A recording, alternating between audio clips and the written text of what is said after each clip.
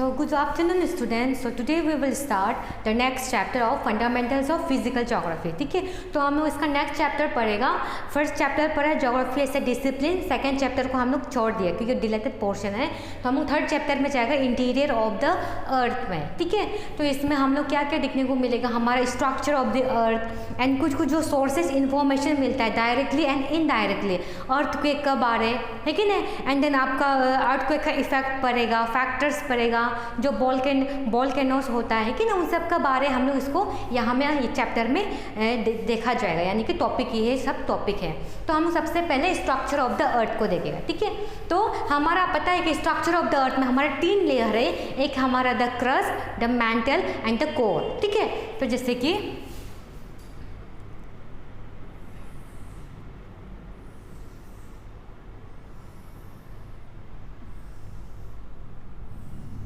ठीक है, oh shit,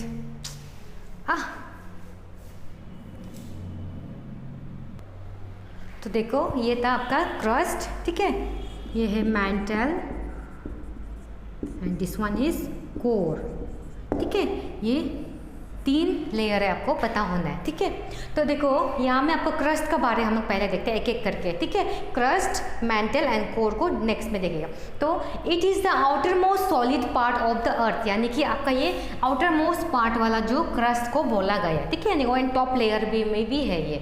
and the thickness of the crust varies under the oceanic and Continental areas, यानी कि ये जो क्रस्ट का जो थिकनेस होता है, ठीक है, जो मोटाई वाइट का मोटाई होता है, वो जो अंदर किस किस का में बेसिस में होता है, ओशनिक एंड कंटिनेंटल एरियाज दोनों में, यानी कि क्या है, लैंड सरफेस में एंड ओशन में. ठीक है, तो अभी आप यहाँ देख सकते हैं कि अगर ओशनिक क्रस्ट का बात करेगा, वो जो क्या है, पतला है in compare to continental crust. समझ रहे हैं ना, in compare to continental crust, यानी कि आपका जो ओशनिक क्रस्ट जो क्या है, आपका पतला है. ठीक है, ओशनिक जो थिनर है, जिसका वजह से इसका जो वाइड होता है कि नहीं, वो जो डिक्रीज होता है. एंड आपका अगर ये कंटिनेंटल जो क्या होता है कि इसका कंटिनेंटल थोड़ा ज़्यादा होता है, इसलिए कंटिनेंटल जो आपका क्या होता है, इसका वाइड जो इंक्रीज होता है. ठीक है, यहाँ में इंक्रीज होता है. यहाँ में आपको सीमा और सियाल, ये कंटिनेंटल में आपको सियाल एंड सीमा का ज़्यादा दिखने को मिलेगा, एंड यहाँ में सिर्फ खाली आपका सीमा. ठीक है, इसलिए वहाँ में उसका जो वाइड जो कम होता है. ठीक है, तो ये बताया गया है. एंड देन वही है. ठीक है, तो the average thickness of oceanic crust is 5 kilometre, यानी कि जो ओशनिक क्रस्ट है, ठीक है, यहाँ को ओशनिक का पार्ट, ठीक है, ओशन वाला पार्ट जो क्या है आपका, सिर्फ 5 किलोमीटर गहराई है. एंड जबकि आपका जो कंटिनेंटल लैंड सरफेस एरिया वो जो कितना है, 30 किलोमीटर है. ठीक है, and then the continental crust is thicker in the areas of major mountain systems around 70 kilometer in the Himalayan region. लेकिन जो continental crust होता है, ठीक है, लैंड सरफेस जो होता है, वो जो मोटा होता है इन कुछ कुछ एरियाज ऑफ जो माउंटेन सिस्टम होता है. ठीक है, अराउंड 70 किलोमीटर जैसा होता है हमारे हिमालयन रीजन में. ठीक है, and it is made up of heavier rocks. तो क्रस्ट जो बहुत हैवी रॉक से बनाया गया है, जिसका डेंसिटी बताया गया है 2.7 ग्राम सेंटीमीटर क्यूबिक. ठीक है, इतना इसका डेंसिटी होता है. And the mean density of material in oceanic crust, and अगर ओशनिक क्रस्ट में देखा जाएगा तो इसका जो मीन वैल्यू होता है वो 3.3 ग्राम होता है. ठीक है, सेंटीमीटर स्क्वायर. तो इसका जो मेन मिनरल्स जो मिलता है कंटिनेंटल क्रस्ट में वो है सिलिका एंड एल्यूमिना. ठीक है, यानी कि एल्यूमिनियम आप इसको बोल सकते हैं, जो आपका ये सियाल, ठीक है, सियाल मिलता है. ठीक है, वो सब है. एंड अगर ये फिर ओशनिक क्रस्ट में देखा तो सिलिका एंड मैग्नीशियम, यानी कि सीमा, इसको सीमा भी बोलते हैं. ठीक है, जैसे वो आगे मैं अभी देखा था, सीमा एंड शेयर. तो ये बताए. तो यहाँ में corner discontinue divides upper and lower crust, यानी कि यहाँ में एक डिवाइडर होता है. ठीक है, यहाँ में एक डिवाइडर होता है जो क्या करता है कि डिवाइड करता है एंड हमारा एक ट्रांजिशन जोन बना देता है डिवाइड करके. तो अगर अभी क्रस्ट में देखा जाएगा तो क्रस्ट में क्या होता है कि अपर एंड लोअर क्रस्ट को, ठीक है, अपर एंड लोअर क्रस्ट को एक पार्ट डिवाइड कर देता है. ठीक है, जैसे कि मान लो डिवाइड कर दिया इसको, ये हो गया आपका अपर, ये हो गया आपका लोअर। तो ये जो इसको डिवाइड करता है, ये डिसकंटिन्यू को बोलते हैं कॉर्नर्ड डिसकंटिन्यूटी, ठीक है, ये बोला जाता है। एंड मेंटल में देखो, मेंटल बताया कि just below the crust is the mental, ठीक है, यानी कि जस्ट क्रस्ट का नीचे में है मेंटल, जो कि एक्सटेंड करता है 2900 किलोमीटर। इसका जो डेप्थ है वो 2900 किलोमीटर है, ठीक है, यहाँ पे देखिए 2900 kilometre. And the boundary between the crust and the mantle is Mohorovicic discontinuity, ठीक है, यानी कि आपका जो boundary between crust and mantle, crust and mantle के बीच में जो बाउंड्री होता है उसको बोलता है मोहरोबिक, ठीक है, यानी कि यहाँ में आप देख सकते ये जो आपका, ठीक है, आप जो बाउंड्री है ये क्रस्ट है कि नहीं, ये मेंटल है, इसका जो बाउंड्री है, बीच में जो बाउंड्री है, इसको इसका नाम दिया गया है क्या बताया है, मोहरोबिक, VICIC, मोहरोबिक डिसकंटिन्यूटी, ठीक है, समझ में आ रहा है ना। तो ये बताया कि आप क्रस्ट एंड मेंटल को जो बाउंड्री को डिवाइड करता है, मतलब बाउंड्री को बताता है, ये है मोहरोबिक, ठीक है। तो यहाँ में भी आपको दिया गया जो boundary between the crust and the mantle is Mohorovicic discontinue. फिर क्या होता है, the upper and lower mantle is separated by Repetti discontinuity. तो फिर से क्या किया कि एक आपका जो अपर एंड लोअर मेंटल का जो अपर पार्ट हो गया एंड लोअर पार्ट हो गया, उसको जो डिवाइड करता है, ठीक है, जो उसको डिवाइड करता है उसको बोलता है आपका रेपिडिटी, ठीक है, क्या बोलता है, रेपिडिटी, यानी कि आपका ये मेंटल है, मेंटल को क्या करता है फिर अपर एंड लोअर में डिवाइड कर, जिस तरह क्रस्ट को किया था, अब तो मान लो ये ऐसे करके फिर से डिवाइड करिए, फिर अपर पार्ट हो गया, ये लोअर पार्ट हो गया, तो ये चीज़ को जो डिवाइड करता है इसको बोलता है आपका रेपिडिटी। क्या बताया है, रेपिडिटी, ठीक है, RAPTTI, रेपिडिटी डिसकंटिन्यूटी, ठीक है, आपको समझ में आ रहा है तो ना, क्योंकि तो टाइट हो गया होने में, ओके, चलो समझ में आने से हो जाएगा, ठीक है। तो उसको बोलता है रेपिडिटी डिसकंटिन्यूटी, जो इसको बाग करता है। तो ये जो डिवाइडर होता है, जिससे क्या वजह से देखो आप एक ट्रांजिशन जोन ला रहे हैं, कुछ लेयर आपको दिखने को मिल रहा है कि नहीं, तो इससे एक ट्रांजिशन जोन आ रहा है। तो एंड देन उसके बाद बताया जो upper portion of the mantle is called as asthenosphere. तो आप यहाँ में जो रेपिडिटी डिसकंटिन्यूटी मेंटल को जो अलग कर देता है, ठीक है, अलग कर देता है, तो ये अपर पोर्शन जो है, ये अपर पोर्शन को बोलता है स्टेनोस्फीयर। क्या बोलता है, स्टेनोस्फीयर, इसका मतलब है वीक, यानी कि कमजोर, ठीक है, ये कमजोर लेयर बन गया, ठीक है। आप पॉइंट के हिसाब से देखिए, ड्राइंग को देखो, तब आपको समझ में आएगा, ओके। देखो अच्छे से देखो, ये जो बोला है कि ये जो रेपिडिटी डिसकंटिन्यूटी जो मेंटल को दो पार्ट में अलग कर देता है, ऊपर एंड नीचे, upper portion and lower portion. तो वो जो उसको डिवाइड करता है उसको बोलता है रेपिडिटी डिसकंटिन्यूटी। तो ये अपर पोर्शन को बोलता है, क्या बोलता है, स्टेनोस्फीयर, ओके, यही बोलता है। एंड देन फिर आपका स्टेनोस्फीयर मतलब बहुत वीक है, यहाँ भी हम पॉइंट में भी लिखा है। तो it has a density higher than the crust 3.4 gram, ठीक है, यानी कि इसका डेंसिटी जो क्रस्ट से भी ज़्यादा होगा, दैट मीन्स आपका 3.4 ग्राम सेंटीमीटर स्क्वायर आपको बताया, सॉरी क्यूबिक बताया, स्क्वायर में, ठीक है, ये बताया गया होगा। तो crust and the uppermost part of the mantle are called lithosphere, ठीक है, यानी कि ये जो क्रस्ट है, ठीक है, एंड जो upper most part of the mental, उसको बोलता है लिथोस्फीयर, ठीक है, क्या बोलता है, लिथोस्फीयर। तो आप यहाँ में देख सकता है कहा गया ये वाला crust and the uppermost part of the mental, यानी कि मान लो ये क्रस्ट है, ठीक है, ये मेंटल का जो अपर मोस्ट पार्ट है इस जगह, ठीक है, ये जगह को बोलेगा आप इसको लिथोस्फीयर, ठीक है, ये है। तो ये हो गया आपका लिथोस्फीयर।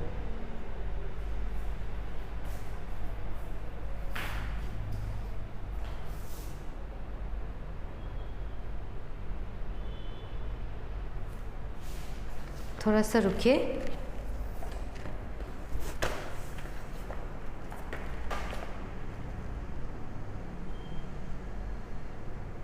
हाँ ठीक है, ये देखो आपका जो ये मेंटल है कि नहीं, ये मेंटल का अपर मोस्ट एंड ये जो क्रस्ट का दोनों क्या है आपका लिथोस्फीयर है, ठीक है। स्टेनोस्फीयर में ये मेंटल का जो ये अपर लेयर है वो है, ठीक है। एंड आपका सिर्फ ये जगह है आपका स्टेनोस्फीयर, लेकिन आपका ये लिथोस्फीयर जो मेंटल और क्रस्ट को मिला के है, ठीक है, यानी कि ये एरिया में कंफ्यूज मत हो, ठीक है।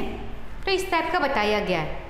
तो इसका थिकनेस रेंजेस होता है 10 to 200 किलोमीटर, ये लिथोस्फीयर का, ठीक है, 10 to 200 किलोमीटर ये बताया गया। And lower mantle extends beyond the asthenosphere, यानी कि आपका ये जो नीचे वाला जो ये है, ये वाला लेयर लोअर लेयर मेंटल का लोअर लेयर, वो जो क्या करता है आपका स्टोनोस्फीयर से भी आपका ऊपर जाता है, ठीक है, ये बताया। तो ये जो आपका सॉलिड स्टेट में ही होता है, ये लोग सब सॉलिड फॉर्म में ही होता है, ठीक है। आप आपका बुक में भी देखिए, ठीक है, सॉलिड स्टेट में देखा जाएगा, ठीक है। तो this layer is separated from the core by Gutenberg discontinuity, ठीक है, यानी कि फिर से इसमें एक जो लेयर होता है, लेयर को उसको फिर से जो अलग करता है, ठीक है, यानी कि अपर लेयर को, सॉरी क्या नाम था आपका, कोर, ठीक है। इस टाइप का जो लेयर होता है वो क्या करता है कि कोर से उसको डिवाइड करता है, ठीक है, कोर से उसको क्या करता है, डिवाइड करता है, तो उसी को बोलता है गुटेनबर्ग, ठीक है। तो ये हो जाएगा आपका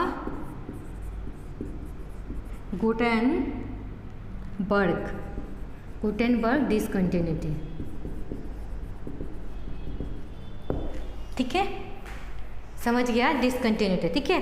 तो उस जगह को बोलता है आपका गुटेनबर्ग डिसकंटिन्यूटी। तो अभी हम लोग देखेगा कोर का बारे, ठीक है, कोर को थोड़ा लिख देते हैं।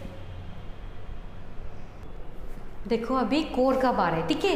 कोर में देखो the layer just below the mantle is called core, यानी कि मेंटल का ठीक नीचे वाला, ठीक है, कोर है कि नहीं, आपको पता है, उसी को बोलता है कोर।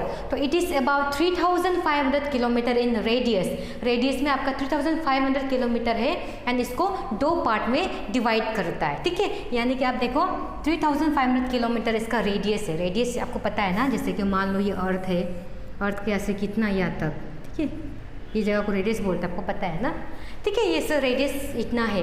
तो एंड इसको दो पार्ट में डिवाइड कर दिया बोला, एक है आपका आउटर कोर जो कि लिक्विड स्टेट में है, एंड दूसरा है इनर कोर जो कि आपका सॉलिड स्टेट में, ठीक है। क्या क्या है, आउटर एंड इनर में, यानी कि दो पार्ट में डिवाइड कर दिया। तो आपको ये कोर को क्या क्या है कि दो पार्ट में डिवाइड कर दिया, चलो डिवाइड कर देते हैं। तो ये क्या है आपका आउटर कोर, ये क्या है आपका इनर कोर, ठीक है। आउटर कोर में क्या है जो कि आपका ये लिक्विड में है, ठीक है, यहाँ नहीं लिख देगा, आप समझ जाओ, यहाँ से लिक्विड में है। एंड आपका जो ये इनर कोर है ये जो क्या है आपका सॉलिड स्टेट में, ठीक है। और ये जो आपको ये दोनों को ये कोर को डिवाइड करता है, ये जो लाइन है, ठीक है, जो डिसकंटिन्यू लाइन है, इसको बोलता है लेमन, ये हमें पता है ना लेमन, ठीक है, लेमन डिसकंटिन्यूटी, ठीक है, सिंपल सा है ये हमें है, अभी हम बताएगा, ठीक है। तो इसका जो डेंसिटी ऑफ मेंटल कोर आपका यह बताएगा, the density of material at the mantle core boundary is around 5 gram centimeter cubic and the center of the earth at 6300 kilometer the density value is around 13 gram centimeter cubic, यानी कि आपका जो density होता है, ठीक है, जो आपका मेंटल कोर का जो बाउंड्री, ठीक है, ये जो मेंटल और एक कोर का जो बाउंड्री होता है, इसका जो कितना बताया है आपको, इतना ग्राम सेंटीमीटर क्यूबिक बताया, ठीक है। तो अगर आपका अर्थ का सेंटर में देखा जाएगा, अर्थ के सेंटर में देखा जाएगा तो आपका ये 6300 किलोमीटर है, जिसका आपका density around 13 gram centimetre cubic बताता है, ठीक है। ये आपको यहाँ नहीं लिख दिया, आपकी किताब में होगा, आप उसको देख सकता है, ठीक है। तो इसका टेम्परेचर, कोर का ये जो टेम्परेचर होता है ये कितना होता है बोला आपका 220 डिग्री 2200 डिग्री सेल्सियस से लेके 2715 डिग्री सेल्सियस तक होता है वो इसका टेम्परेचर, ठीक है। तो core is made up of very heavy material like निकल आयरन। तो ये कोर जो लेयर जो क्या किया आपको क्या से बनाया है, स्ट्रॉन्ग हैवी मटेरियल जिसका निकल एंड आयरन से बनाया गया है, ठीक है। तो इसमें जैसे कि इन लोगों को गुटेनबर्ग डिसकंटिन्यू डिवाइड करता था, रैपिडी डिवाइड करता था, उस तरह ये दोनों को जो डिवाइड करता है उसको बोला है लेमन, ठीक है, लेमन। अभी हम यहाँ में बताया था, ठीक है ना। तो ये है, ठीक है। तो ये तो था आपका स्ट्रक्चर ऑफ द अर्थ का बारे, the crust, the mantle, the core. ठीक है, आई होप कि आप लोग ड्राइंग को समझा होगा। ड्राइंग हम तो छोटा सा बना दिया, फिर स्पेस नहीं था, है कि नहीं। तो आप इसको जो हम पॉइंट लिखा है, पॉइंट से आप देख के करने से आप इजीली कर पाएगा। एंड आपको हम बोल रहे हैं ज्योग्राफी में आपको सबसे इंपॉर्टेंट क्या है कि ड्राइंग सबसे मस्त है। अगर आप चलो इसको आप क्रस्ट का बारे पॉइंट नहीं भी लिख सकते, अगर आप ड्राइंग मालूम हो से आप जो ड्राइंग कर रहा है उसका हिसाब से अपना ओन लैंग्वेज से आप सेंटेंस बना दो, पॉइंट्स मिल जाएगा। एंड अगर आप सेंटेंस पॉइंट नहीं भी लिखता है तो खाली ड्राइंग बनाने से भी आपको उसका हाफ मार्क्स मिल ही जाएगा। इसलिए हम बोलते हैं हमेशा ड्राइंग प्रेफर करो, ठीक है। ड्राइंग को प्रैक्टिस करो, जानो, जैसे अभी हम यहाँ में बनाए उसी तरह आप घर में प्रैक्टिस कीजिए, बुक को देख के प्रैक्टिस कीजिए, है कि नहीं। तो आप अच्छे से आ जाएगा। अगर आप ड्राइंग आने से आप इसको आराम से लिख पाएगा। आपको ज़रूरी नहीं इसको आप पढ़ने के लिए, रट्टा मारने के लिए, कि नहीं। अगर ड्राइंग को समझो, इसको एग्जैक्टली क्या बोल रहा है, तो ऐसे उनसे आप इजीली समझ जाएगा। तो ये स्ट्रक्चर ऑफ द अर्थ आता ही एग्जाम में, कि नहीं। तो ये इंपॉर्टेंट है, आपका अर्थ का जो हमारे स्ट्रक्चर है, लेयर है, ये है, ठीक है। तो इस टाइप का है। तो ये तो था आपका स्ट्रक्चर ऑफ द अर्थ, ठीक है। सो ये है आपका दूसरा होगा हमारा। तो अभी हम लोग जाएगा आपका सोर्सेस ऑफ इंफॉर्मेशन, ठीक है। तो आपका ये स्ट्रक्चर ऑफ द अर्थ जो ना पीछे में था, ठीक है, उसको हम आगे में लाए, क्योंकि इसको पढ़ने से पहले आपको इसका बारे, तीनों का बारे जानना पड़ेगा, कि नहीं। तो अभी नेक्स्ट जो फर्स्ट में था सोर्सेस ऑफ इंफॉर्मेशन, उसको हम लोग डायरेक्ट देखेगा, होगा।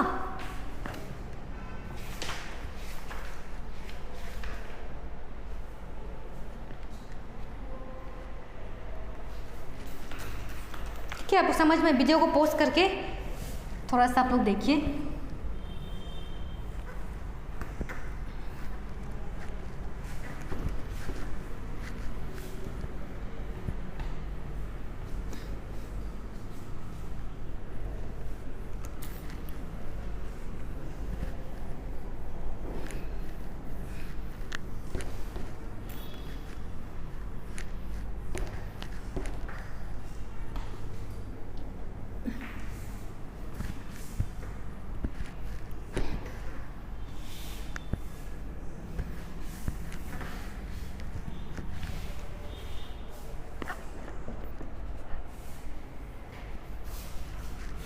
Okay, sources of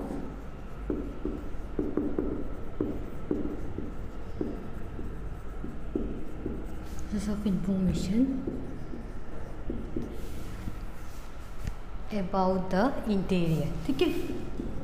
अर्थ का इंटीरियर पार्ट में क्या क्या सोर्सेस से हम लोग कुछ इंफॉर्मेशन मिलेगा, उसको देखते हैं, ठीक है। तो सबसे पहले है आपका direct sources and indirect sources, ठीक है। तो इसको हम लोग थोड़ा सा पॉइंट वाइज में लिखेगा, ठीक है।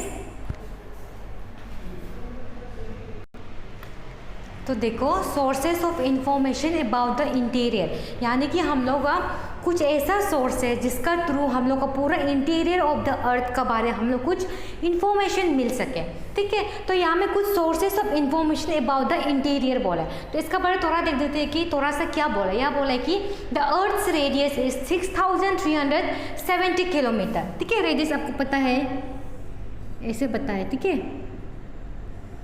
ये जो रेडियस इतना से इतना, जो इसका कितना है 6370 किलोमीटर, ठीक है। ये उनके बताया। And no one can reach at the centre of the earth and collect samples of the material. And क्या बोला है कि ये जो अर्थ का रेडियस है, ठीक है, वहाँ में जो सेंटर ऑफ द अर्थ में, यहाँ में कोई भी नहीं पहुँच पाता है, ठीक है। कोई नहीं पहुँच पाएगा एंड कोई आके कलेक्ट नहीं करेगा। जितना भी कुछ सैंपल वगैरह होगी, जो मटेरियल यूज़ करने वाला सैंपल को भी कोई भी आके कलेक्ट नहीं कर पाएगा हमारे अर्थ का सेंटर में आके, ठीक है। तो ये बताया गया। एंड यहाँ बताया, it is surprising how scientist tell us about earth's interior and the type of materials that exist at such depth. तो ये एक सरप्राइजिंग का बात, यानी कि चौंकने का बात है कि किस तरह हमारा जो साइंटिस्ट लोग तो ये सब का बारे बताता है। तो साइंटिस्ट किस तरह कैसे करके बताता है कि हमारा जो अर्थ का इंटीरियर होता है, ठीक है, एंड उसका क्या क्या टाइप का आपको मटेरियल मिलता है, जिसको हम लोगों को क्या करता है कि जितना भी जो हमारा गहराई होता है, ठीक है, उसको किस तरह से वो लोग मतलब बताता है। क्योंकि ये हमें बोला है कि उसमें कोई नहीं पहुंच पाता है, लेकिन साइंटिस्ट लोग किस तरह करके पहुंच पाते हैं, एक सरप्राइजिंग वाला बात है। तो ठीक है, तो इससे क्या बताता है कि most of our knowledge about the interior of the earth is largely based on estimates and judgement. इसलिए क्या है कि आपका क्योंकि वो लोग पूरा वादा कोई नहीं पहुंच पाएगा, तो क्या करता है कि जो हमारा नॉलेज होता है, जो हमारा ज्ञान होता है, ठीक है, हम लोग जो नॉलेज रखता है, जितना भी हमारा अर्थ का इंटीरियर पार्ट का जो हम लोग नॉलेज रखता है वो लार्जली किस पे बेस्ड होता है, जो एस्टिमेशन, ठीक है, यानी कि एस्टिमेशन करेगा या फिर जज करेगा। जैसे कि मान लो अभी हम बोलेगा कि यहाँ में इतना सारा स्टूडेंट है लेकिन मैंने काउंट नहीं किया, लेकिन हम अपना एस्टिमेशन मतलब हम अपना नॉलेज के हिसाब से देख के, क्योंकि हम रेगुलर क्लास आते हैं तो हम देख पाएगा कि मेरा एस्टिमेट के हिसाब से इतना 500 स्टूडेंट है, 600 स्टूडेंट है, हम जज करेगा। तो इस तरह से ये लोग क्या करते हैं, इंटीरियर ऑफ द अर्थ को वो लोग अपना नॉलेज का थ्रू, ठीक है, अपना नॉलेज का थ्रू वो लोग एस्टिमेट करता है एंड जज करता है, तभी जाके वो लोग पता करता है, ठीक है। तो some of the information is obtain through direct sources and some from indirect sources. तो इसी तरह जो इन्फॉर्मेशन होता है इंटीरियर ऑफ द अर्थ वो दो सोर्सेज से लिया जाता है, ठीक है, एक ऑब्टेन किया जाता है डायरेक्ट सोर्सेज एंड दूसरा है इनडायरेक्ट सोर्सेज, ठीक है। तो हम लोग अभी डायरेक्ट सोर्सेज को देखिए, डायरेक्ट सोर्सेज का थ्रू हम लोग क्या इन्फॉर्मेशन मिलता है, तो यह बताए डायरेक्ट सोर्सेज का थ्रू हम लोग ईजिली क्या इन्फॉर्मेशन मिलता है फ्रॉम सरफेस रॉक का सरफेस का जो रॉक होता है या फिर the rocks we get from mining areas, ठीक है, यानी कि हम लोग इजीली आराम से हम लोगों को डायरेक्टली इन्फॉर्मेशन मिल जाए, इनडायरेक्टली नहीं, डायरेक्ट का बात कर रहे हैं, ठीक है, डायरेक्टली इन्फॉर्मेशन मिल जाता है फ्रॉम हमारे जो सरफेस में जो रॉक्स मिलता है, ठीक है, उसका थ्रू, जिससे हम लोग क्या कर पाएगा, इजीली हमारा जो हम लोगों को माइनिंग एरिया होता है माइनिंग एरिया से मिल जाता है, ठीक है। तो ये हमारा एक डायरेक्ट इन्फॉर्मेशन बताए जो इजीली मिल जाता है। तो अगर गोल्ड माइन अगर साउथ अफ्रीका में जो गोल्ड माइन है कि ना, जो ये डीपीएस जो माइन होता है जो सबसे गहराई वाला, जो कि आपका साउथ अफ्रीका में है कि नहीं, गोल्ड माइन जो नाम जो इसका डीप कितना है गहराई 3 to 4 किलोमीटर, यानी कि 3 से 4 किलोमीटर तक इसका डीप है, यानी कि गहराई डेप्थ कितना तक अंदर तक है, इतना है साउथ अफ्रीका में ये गोल्ड माइन बोल के, ठीक है, सबसे डीपीएस वाला। तो ये बताया गया है। तो going beyond this depth is not possible as it is very hot at this depth. तो अभी क्या करेगा कि ये डेप्थ का और आगे हम लोग नहीं जा सकते, वो पॉसिबल नहीं है। क्यों? क्योंकि वो उसमें क्या होता है, वो जो डेप्थ है वो जो बहुत गर्म है, बहुत ज़्यादा हॉट है, उसका कारण से हम लोग उसका आगे और नहीं जा सकता है, ठीक है, सॉरी। तो अभी देखो माइनिंग को छोड़ के, ठीक है, besides mining scientist have started projects to penetrate deeper depths to explore information about crust like deep ocean drilling project and integrated ocean drilling project। यानी कि माइनिंग को छोड़ के हमारे जो साइंटिस्ट लोग ने क्या किया कि कुछ प्रोजेक्ट को अपनाने लगा है, ठीक, कुछ प्रोजेक्ट को अपनाने लगा है, लाइक वो जो और मतलब पेनिट्रेट करना शुरू हो गया, मतलब और छेड़ा जो छेद होता है ना, और छेद करना शुरू हो गया डीपर, यानी कि और गहराई में वो छेड़ा करने शुरू हो गया, जिसका वजह से हम लोगों को और हम लोग जो इन्फॉर्मेशन होता है उसका हम लोग जो और एक्सप्लोर कर सके, और भी हम लोग खोज कर सकेगा कि नहीं। तो एक्सप्लोर द इन्फॉर्मेशन अबाउट किसके लिए, हमारा जितना भी जो क्रस्ट है कि नहीं, तो पहले आगे जो पढ़ा था क्रस्ट के लिए, वो जो अपर लेयर है उसके लिए, तो उसके लिए क्या क्या प्रोजेक्ट अपनाया है साइंटिस्ट ने, एक है deep ocean drilling project and दूसरा है इंटीग्रेटेड ओशन ड्रिलिंग प्रोजेक्ट। तो ये प्रोजेक्ट का ये नाम को आप याद रखिए, ठीक है, कभी कभार 1 मार्क्स का क्वेश्चन भी ये आता है, सिंपल सा है। अगर माइनिंग को छोड़ के हम लोग का साइंटिस्ट जो प्रोजेक्ट अपनाया था, और क्यों अपनाया, ताकि वो लोग और उसको जो गहराई को और भी गहराई बना सके छेद करके, है कि नहीं, जिससे हमारा और एक्सप्लोर कर सके, यानी कि जो इन्फॉर्मेशन मिलता है उसको हम लोग और भी खोज सकेगा, ठीक है, खोजना बोलते एक्सप्लोर, है कि नहीं। तो इस तरह का इन्फॉर्मेशन हम लोग को मिलता है। तो ये है आपका प्रोजेक्ट का नाम, ठीक है, ये हम अंडरलाइन किया है, इंपॉर्टेंट है, होगा। तो the deepest drill at Kola in Arctic ocean has so far reach a depth of 12 kilometre. अभी देखो यहाँ में ये कोला बोल के, कोला भी क्या है आपका एक डीपीएस्ट ड्रिल है, ठीक है, जो आपका आर्टिक ओशन में आपको पाया जाएगा, जिसका कितना है डेप्थ 12 किलोमीटर बाद, तब तो बहुत ही गहराई होगा इसका, है कि नहीं। जैसे साउथ अफ्रीका में गोल्ड माइन का आपका इतना ही था, तो अभी देखिए आप जो आर्टिक ओशन में जो कोला है, इसमें क्या इसका सबसे डीपीएस्ट ड्रिल ये हमें आपको पाया जाए, क्योंकि ये लोग ड्रिलिंग प्रोजेक्ट खोला है कि नहीं, तो अंदर घुसाने के लिए और वो लोग मालूम होने के लिए, तो इन लोग ये तो यही प्रोजेक्ट लोग का ड्रिल को कारण से वो और करके आपका 12 किलोमीटर डेप्थ तक घुसा है। कौन? आपका कोला। तो ये आपका ये याद रखना है, ठीक है। जो कोला आपका डीपीएस ड्रिल है जो आर्कटिक ओशन में पाया जाएगा। तो this and many drilling projects have provided large volume of information through the analysis of materials collected at different depth. तो क्या हुआ है कि जो आपका ये डीप ड्रिलिंग प्रोजेक्ट रखा गया था साइंटिस्ट लोग ने, ठीक है, इसका थ्रू, ठीक है, इसका मतलब ये ऑन बहुत सारा आपका जो प्रोजेक्ट हो गया वो जो क्या प्रोवाइड किया आपको इंफॉर्मेशन प्रोवाइड किया है, बहुत ज़्यादा large volume of information provide किया है थ्रू किसका? थ्रू हमारा जितना भी जो मटेरियल्स हम लोग कलेक्ट किया है, ठीक है, मटेरियल्स कलेक्ट किया है अलग अलग जगहों में, यानी कि अलग अलग प्लेसेस में, अलग अलग रीजन में, जो हम लोग डेप्थ कितना मतलब गहराई उसको हम लोग मतलब क्या किया है एनालिसिस किया गया, यानी कि उसको ये जगह में इतना किया है, इस एनालिसिस करना है कि नहीं। तो इस टाइप का यहाँ में ये बताया गया होगा। तो ये तो volcanic eruption forms another source of obtaining direct information. तो आपका जो वोल्केनिक तो आपको पता है कि ना, ज्वालामुखी आप लोग बोल रहे हैं, ज्वालामुखी पच जाने से क्या हो जाएगा, यू नो आप बोलते हैं कभी कभार इवन आदमी जैसे कि कोई गुस्सा उनसे ये अभी ज्वालामुखी फट जाएगा ऐसे बोलता है कि ना। तो इस टाइप का तो volcanic eruption forms another source of obtaining, यानी कि ये वोल्केनिक सोर्स भी, वोल्केनिक इरप्शन भी एक दूसरा सोर्स ऑफ डायरेक्ट इन्फॉर्मेशन, इसका थ्रू भी एक डायरेक्ट इन्फॉर्मेशन हम लोग मिल सकता है, ठीक है। जैसे कि अभी आपको जो सोर्स ऑफ हमारा मिलता है वोल्केनिक इरप्शन, जैसे कि मान लो हमारा आपको तो पता है वोल्केनिक इरप्शन तो बाद में यहाँ पे पढ़ने मिलेगा, लेकिन हम लोग इसको 6, 7, 9, 10 में भी तो पढ़ा है, ठीक है। शायद आपका 10 में नहीं है, 9 में होगा एंड 8, 7 में होगा, ठीक है।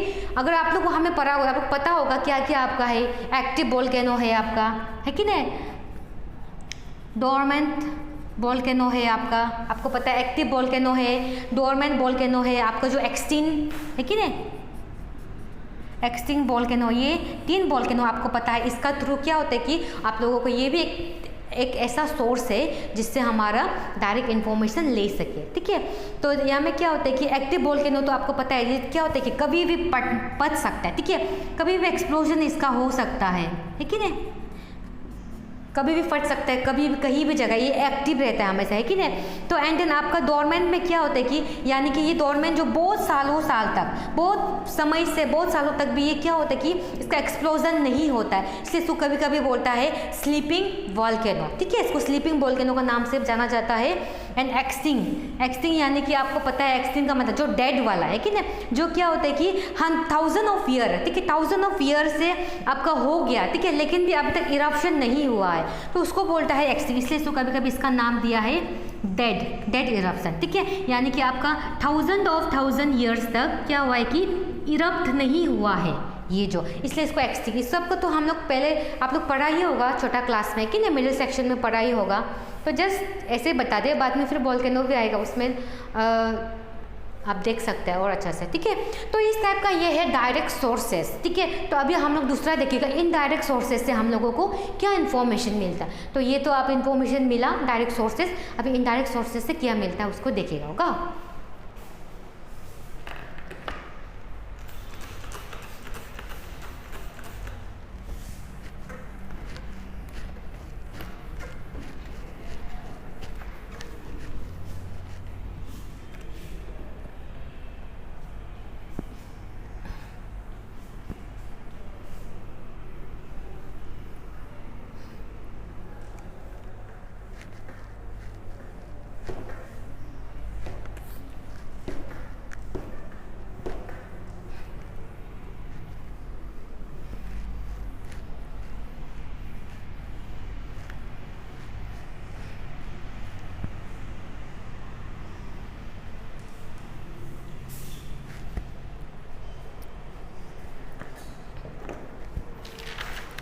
तो अभी हम लोग देखेगा इनडायरेक्ट सोर्सेस, ठीक है।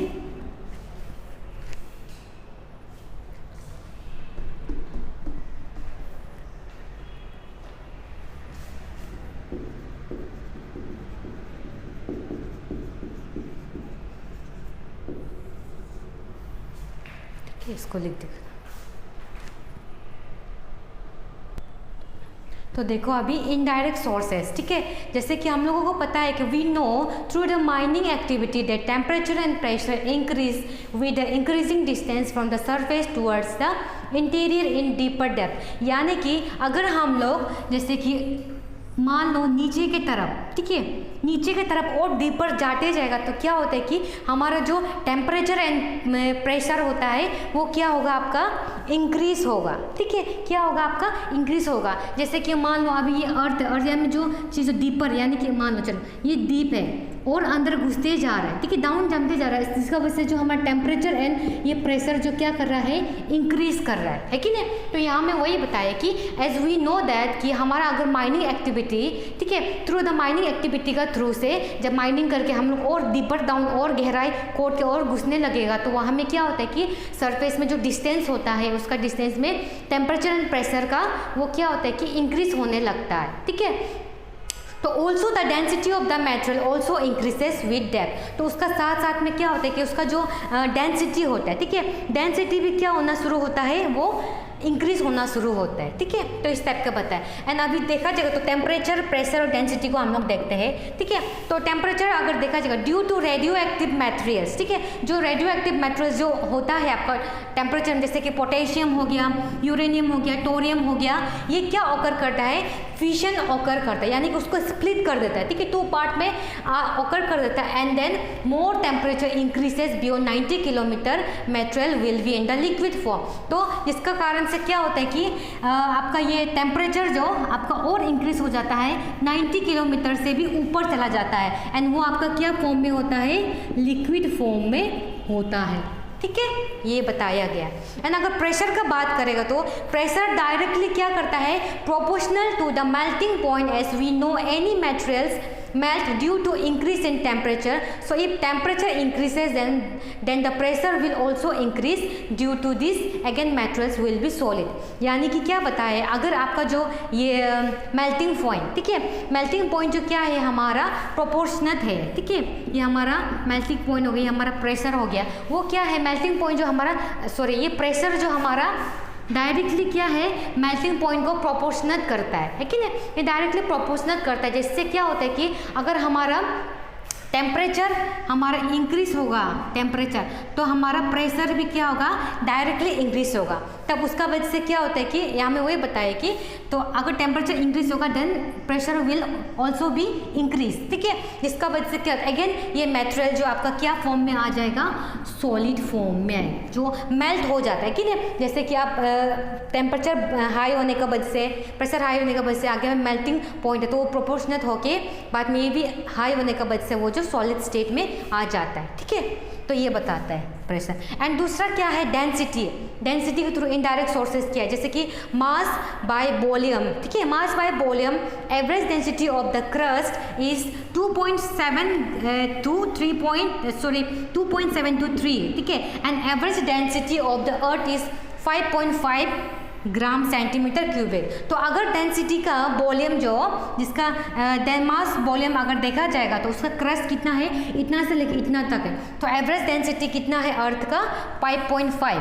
तो अगर एस वी नो हमको पता है कि एवरेज डेंसिटी का ये वैल्यू किस ऐसे निकालता है, ठीक है। तो जैसे कि x प्लस वाई ऑब्लिक क्या है, स्क्वायर 2, ठीक है। तब तो अभी आपको पता है ये हमारा जैसे कि मान लो क्रस्ट है कि नहीं, क्रस्ट हो गया, मेंटल हो गया, कोर हो गया। तो ये हमारा क्रस्ट हो गया x, ये हमारा मेंटल एंड कोर हो गया हमारा y, ठीक है, x हो गया, ये हमारा हो गया y। तो हमको अभी क्या करना है, ये y का वैल्यू हम लोग निकलेगा, ठीक है। तो इसका अगर फॉर्मूला ये हमें बताया कि x प्लस वाई ऑब्लिक 2, ठीक है, y डिवाइडेड बाई 2। तब तो क्या करेगा हमारा डेंसिटी, ठीक है, डेंसिटी डी से डेंसिटी होता है इक्वल टू आपका ये क्या बताता है, x plus y divided by 2 है कि नहीं, ये 2। तो आपका क्या है, ऐसे इसको निकाल के देख रहे हैं, ठीक है। तो आपका density of average density of क्या है आपका अर्थ कितना है, 5.5, ठीक है। एवरेज डेंसिटी कितना था आपका 5.5 एंड देन आपका x का वैल्यू कितना है, यानी कि x के आपका जो एवरेज डेंसिटी था, ठीक है, यानी कि जो आपका मास वॉल्यूम, ठीक है, जो आपका मास वॉल्यूम था, ठीक है, डेंसिटी आपको बताया, अगर सिंपल देखा जाएगा तो मास डिवाइडेड बाय वॉल्यूम, ठीक है। तो इसका मास में हम लोग देखा जाएगा, अगर x को देखेगा तो हमारा क्या है, इतना से लेकर इतना तक, तो हम लोग उसको क्या लेगा, इतना से इतने, तो हम लोग ये वाला को ले लेते हैं, ठीक है, 3 एंड y को तो हम लोग को पता नहीं, y निकालना है, यानी कि ये तो क्रस्ट है, डिवाइडेड बाई 2, ठीक है। तो ऐसे होने का बाद में अगर 5.5 है तो अब तो इसको हम लोग क्या करेंगे, उसको मल्टीप्लाई करते हैं, ठीक है। अब अभी हम लोग क्या करेंगे, इसको ऐसे मल्टीप्लाई करेंगे, तो अगर 5.5 इंटू 2 करें इससे हमारा 11.0, तो 0 हटा देते हैं, 11 हो गया, ठीक है ना, 11 हो गया। अगर उसको करने से तब तो क्या करेगा हमारा, तो अगर ऐसे करेगा तो अभी यहाँ में हो जाएगा हमारा 11, ठीक है। आपका अगर इन दोनों को इंटू करेगा तो हमारा 11 दिखने को मिलेगा, ठीक है। तो अभी 11 इजुकल तो आपका क्या होगा 3 + y, ठीक है, ऐसे होगा 11 इजुकल तो 3 + 5। तब तो अभी क्या करेगा हम लोगों को 11 को यहाँ रखेगा तो ये 3 जो यहाँ आ जाएगा, ठीक है, ये 3 यहाँ आ जाएगा तो ये माइनस हो जाएगा, है कि नहीं, ये 3 यहाँ आ जाएगा तो माइनस हो जाएगा एंड इक्वल टू आपका y। तो अगर आप 11 एंड 3 माइनस करने से कितना होगा आपका 8 ना, 8 इक्वल टू y, यानी कि आपका y जो है 8। दिखाई मिल रहा है कि नहीं, ठीक है, दिखाई दिया ना, ठीक है। आपका ये पोर्शन नहीं आया था, हम फिर से कोई बात नहीं। देखो तो ये क्या किया 11 ये जो इंटू किया तो 11 निकला, तो ये 3 + y है कि नहीं, उसके बाद ये 2 तो यह चला गायब हो गया, तो 11 यहाँ लाया 3 को यहाँ आ जाएगा तो माइनस हो जाएगा, आपको तो मैथ्स मालूम होगा, एंड y तो 8 का वैल्यू है y, ठीक है। यानी कि आप ऐसे देख सकते हैं कि मतलब जितना नीचे का तरफ में, ठीक है, नीचे का तरफ में बढ़ रहा है कि ना, नीचे की तरफ जाने से क्या होता है कि आपका तो डेंसिटी जो क्या हो रहा है कि इंक्रीज हो रहा है, ठीक है, डेंसिटी जो इंक्रीज होता है। तो ये जो डेंसिटी का ऐसे फॉर्मूला मतलब ऐसे कुछ था कैलकुलेशन टाइप का, तो इसको यहाँ में करके देखा, यानी कि बताया डेंसिटी का जो मास वॉल्यूम होता है, डेंसिटी का वैल्यू ये होता है आपका मास वॉल्यूम। तो अगर एवरेज डेंसिटी ऑफ क्रस्ट आपका इतना से इतना है तो and average density of the अर्थ इतना है, ठीक है, तो हम लोगों का तो हम लोग अभी क्या करेंगे, हम लोगों को पता है कि डेंसिटी का जो वैल्यू यहाँ में इस तरह का दिया जाता है। तो अगर हम लोग क्रस्ट मेंटेन कर जाए, क्रस्ट का हम लोग अभी क्रस्ट को हम एक्स मान लेगा, मेंटल एंड कोर ये वाई है, तो हम लोग इसको निकालेगा। तो क्रस्ट में अगर देखा जाएगा डेंसिटी का क्या है मास डिवाइडेड बाय वॉल्यूम, है कि नहीं, तो डेंसिटी का क्या था x + y डिवाइडेड बाय 2, कि नहीं। तो डेंसिटी कितना है आपका यहाँ में डेंसिटी है आपका एवरेज डेंसिटी कितना है अर्थ का 5.5। तो ये तो एवरेज डेंसिटी ऑफ क्रस्ट का है कि नहीं। तो हम लोग क्रस्ट का तो पता है x है, तो ये क्रस्ट हम लोग को 3 कर दिया, इसको नहीं लिए इसको लिए, इतना से इतना है तो हम लोग ये बड़ा नंबर को ले लिया, ठीक है। लेकिन मेंटल कोर को हम लोग को पता नहीं y है, तो हम इसको y रखेंगे डिवाइडेड बाई 2। तो अगर 5 इन दोनों को मल्टीप्लाई करने से तो 11 निकालते हैं, आप करके देखो, ठीक है। एंड देन फिर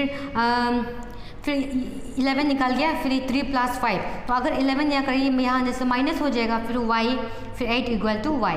तो आपको y का वैल्यू यानी कि जो मेंटल एंड कोर का वैल्यू होता है y, जिससे क्या पता चलता है कि आपका डेंसिटी है, ठीक है, डेंसिटी दिखने को मिलता है, मतलब जितना नीचे का तरफ जाएगा, ठीक है, यानी कि ये तो क्रस्ट का जितना नीचे का मेंटल कोर का नीचे हम लोग जा रहा है उतना जितना जाएगा तो डेंसिटी आपका हाई होगा। तो आपका देखो डेंसिटी बड़ा निकले कि 8 निकले, यहाँ में तो 3 था क्रस्ट का, एंड यहाँ में जो अर्थ का इतना ही है 5.5, लेकिन क्रस्ट का आपका इतना है, लेकिन मेंटल एंड कोर का इतना आ रहा है। क्यों? क्योंकि वो जितना गहराई में जाएगा नीचे की तरफ जाएगा उतना ही आपका क्या होगा वो डेंसिटी इंक्रीज होगा, ठीक है। तो ये तो था आपका इनडायरेक्ट सोर्सेज, ठीक है, क्या है आपका इनडायरेक्ट सोर्सेज। तो इसी तरह से ये हमारा इसको हम लोग फर्स्ट पार्ट कर देगा, ठीक है, हम लोग इसको और पार्ट में 3 ऐसे पार्ट में डिवाइड करके देखेगा होगा। ये चैप्टर भी थोड़ा आपका बहुत ज़्यादा बड़ा है कि नहीं, तो बड़ा होने के कारण से हम लोग क्या करेगा इसको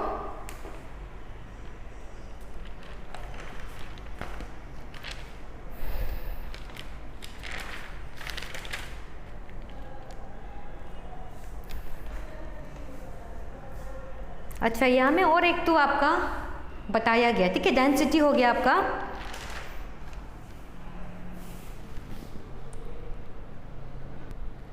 तो देखो ये अभी दूसरा पॉइंट है, ठीक है। वो डेंसिटी के बाद में वहाँ जगह नहीं था इसलिए फिर नेक्स्ट में लिखा दिया, ठीक है।